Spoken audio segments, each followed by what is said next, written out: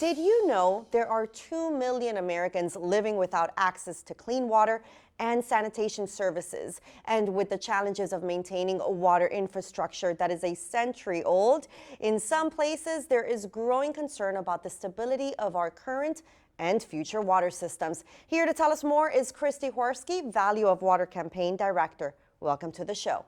Thank you for having me. What does the new data tell us about Americans' views on our water system? Well, the Value of Water campaign conducts this annual national poll each year to track voter outlooks on water issues. And what the data told us this year is that voters are finding water to be an increasingly important issue. It remains a bipartisan issue, and they're willing to invest a little bit more in water to ensure that their communities have access to safe and reliable water services. And in fact, 88% of all voters across the country ranked water reliability as a top 3 voter issue, right alongside reducing inflation and building a stronger economy. What surprised you mostly about the polling data? I was surprised at how bipartisan or really nonpartisan water is. It's rare to find a single issue with such broad support across the country. And I think that that's a reflection of the inherent or intrinsic value of water in our lives.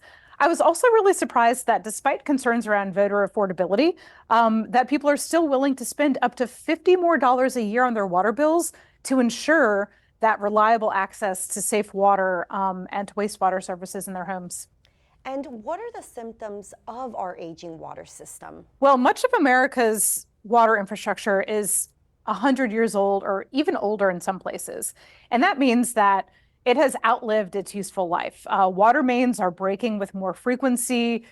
Pipes have leaks.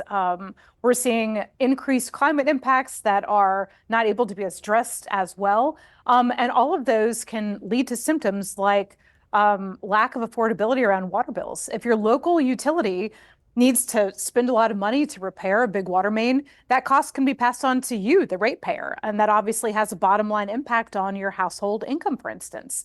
There's also a really big impact on business. When there's a service disruption and businesses are interrupted from producing their outputs, that has a negative impact on the economy. And what we found is that if we continue investing in water for another 10 or 20 years at the rates that we're investing in it today, that we can reduce those negative impacts by about 46%, which would be huge for our nation's economy.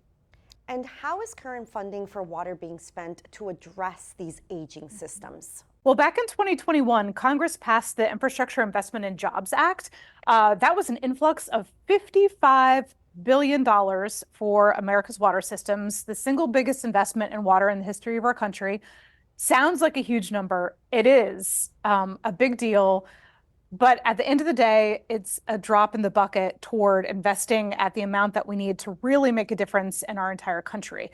But that funding is being spent on important priority projects like finding and replacing lead service lines in communities, which will yield some good health outcomes for communities, and also repairing and replacing some of that aging infrastructure. And Christy, where can we go for more information? You please visit us at our website. It's www.thevalueofwater.org. Or I would encourage your viewers to join the movement and follow us on X or on LinkedIn at the Value of Water Campaign. Excellent. Thank you so much for joining us on ISF today to give us all these important topic information, especially on water, something we use every single day. I appreciate it. Thank you for having me.